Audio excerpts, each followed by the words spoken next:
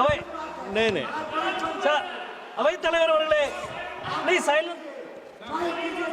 Hello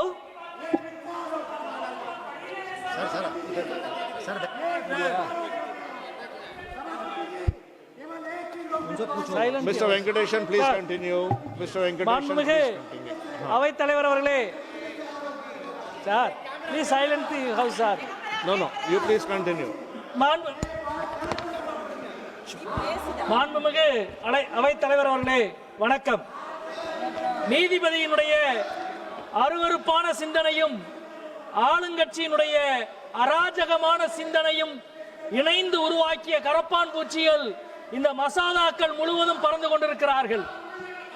July 19ஆம் தேதி நள்ளிரவு உலக இளைஞர்கள் உலகக்கோப்பை கால்பந்து ஆட்டத்தை ரசித்து பார்த்து முடித்து 4 மணி நேரத்துக்கு பிறகு இந்திய இளைஞர்களும் மாணவர்களும் ஜந்தர் மந்தரிலே இருந்து தனது போராட்டத்தை, தங்களது ஆட்டத்தை துவக்கினார்கள். மோடி, அமித்ஷாவுக்கு எதிரான அவர்களின் ஆட்டம் சாதாரண ஆட்டம் அல்ல. 12 ஆண்டு காலம் ட்ரம்பிடம் மட்டுமே மண்டியிட்ட மோடியை முதல் முறையாக மாணவர்களிடம் மண்டியிட வைத்த பெருமை ஜந்தர் மந்தர் போராட்டத்திற்கு உண்டு. வரலாற்றின் விசித்திரம் பார்த்தீர்களா? பிரதமர் அவர்களே, இந்த அவைக்கு வாருங்கள், நாட்டுக்கு பதில் சொல்லுங்கள் என்று எல்லா எதிர்க்கட்சி தலைவர்களும் கேட்டோம். அப்பொழுதெல்லாம் அவர் வரவில்லை. இன்றைக்கு என்ன ஆனது தெரியுமா? 8 வயது சிறுவர்கள் 1 லட்சம் மீம்ஸ்களை போட்டு துளையிட்டு விட்டார்கள். வேறு வழி இல்லாமல் நள்ளிரவு 12 மணிக்கு செல்ஃபி வீடியோ போடுகிறார் பிரதமர். அது மட்டுமல்ல, மற்ற அமைச்சர்களையும் பார்த்து நீங்கள் எல்லாம் ரீல்ஸ் போட கற்றுக்கொள்ளுங்கள் என்று சொல்லியிருக்கிறார். எவ்வளவு பெரிய வீழ்ச்சியை நீங்கள் சந்தித்துக் கொண்டிருக்கிறீர்கள். இந்த நடைபெற்ற போராட்டத்தினுடைய வீரியம் அவர்களுடைய கோரிக்கையை விட, அவர்களின் தலைவர்களை விட மிகப்பெரியது. இன்னும் சொல்ல போனால்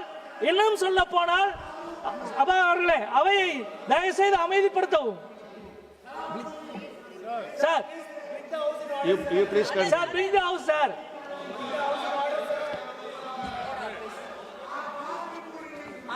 Sir,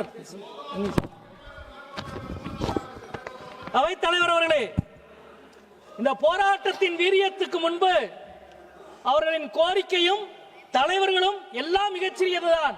இன்னும் சொல்ல போனால் தர்மேந்திர பிரதான் அவருடைய ராஜினாமாவும் மிகச்சிறியதுதான். அவர் பிரதமரை காப்பாற்றி இருக்கிறார், அவ்வளவுதான். மாணவர்களின் உணர்வுக்கு மதிப்பளித்து ராஜினாமா செய்வதா அவர் சொல்றார். மே 3ஆம் தேதி வினாத்தால் கசிந்தது. 83 நாட்கள் எங்கே போனார்? ஏறக்குறைய கடந்த 10 ஆண்டுகளில் 152 முறை வினாத்தால் கசிவு ஏற்பட்டிருக்கிறது. 7.5 கோடி மாணவர்கள் பாதிக்கப்பட்டிருக்கிறார்கள்.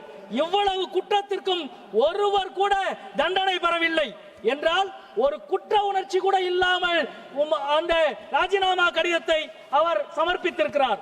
இந்த மசோதாவை தாக்கல் செய்கிற பொழுது அமைச்சர் சொன்னார், நீட் தேர்வை முறைகேடு இல்லாமல் நடத்துவதற்கு தான் இந்த மசோதா என்று சொன்னார். நாங்கள் கேட்க விரும்புகிற கேள்வி ஒன்றுதான். பாலிலே எறும்பு விழுந்தால் எடுத்து போட்டு விட்டு குடிக்கலாம். விஷத்திலே எறும்பு விழுந்தால் குடித்தால் என்ன, குடிக்கவில்லை என்றால் என்ன? நீட் தேர்வே ஒரு முறைகேடுதான். அதை நியாயமாக நடத்தினால் என்ன, அநியாயமாக நடத்தினால் என்ன? நீட் முழுமையாக ரத்து செய்யப்பட வேண்டும். நீட் என்பது தேர்வு அல்ல, அது ஒரு தொழில். இன்றைக்கு அவருடைய சந்தை மதிப்பு 60,000 கோடி. இன்னும் சில வருடங்களில் அவருடைய சந்தை மதிப்பு 1 லட்சம் கோடி.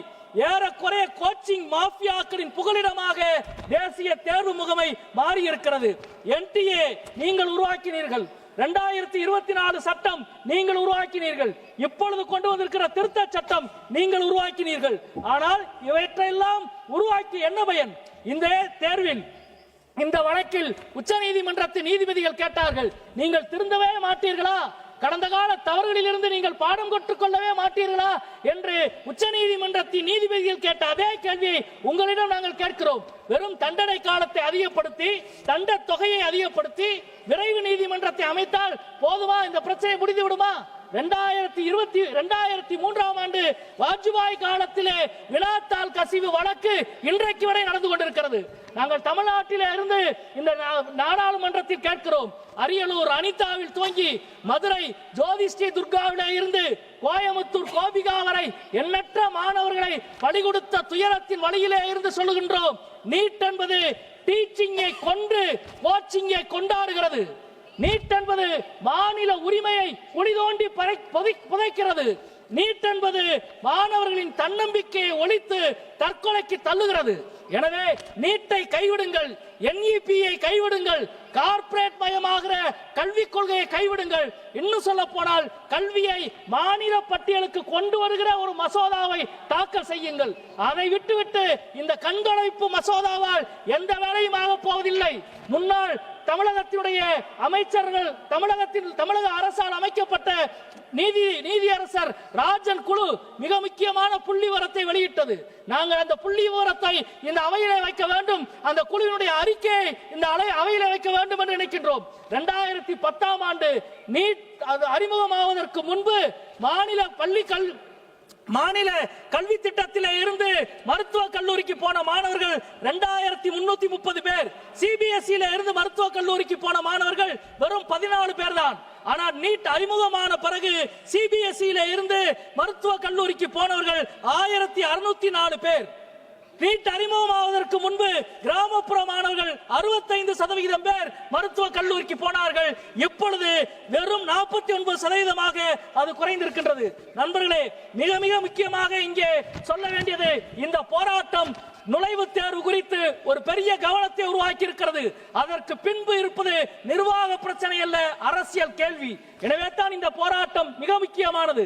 நீங்கள் உங்களது வழக்கப்படி இந்த போராட்டத்தை தகர்க்க என்னவெல்லாம் செய்ய வேண்டுமோ செய்தீர்கள். வெளிநாட்டு சதி, வெளிநாட்டு நிதி, அர்பன் நக்சல் என்று எல்லா வார்த்தையும் நீங்கள் சொன்னீர்கள். ஆனால் அது எதுவும் அங்கே எடுபடவில்லை. இன்னும் சொல்ல போனால் அங்கே அஜித் DK அவர்கள் சொன்னதை போல, நான் எனது பெயர் காலிக்காக இருந்திருந்தால், நான் ஒரு இஸ்லாமியனாக இருந்திருந்தால் இந்நேரம் நான் சிறைச்சாலையில் இருந்திருப்பேன் என்று போராட்டத்தின் தலைவன் சொன்னான்.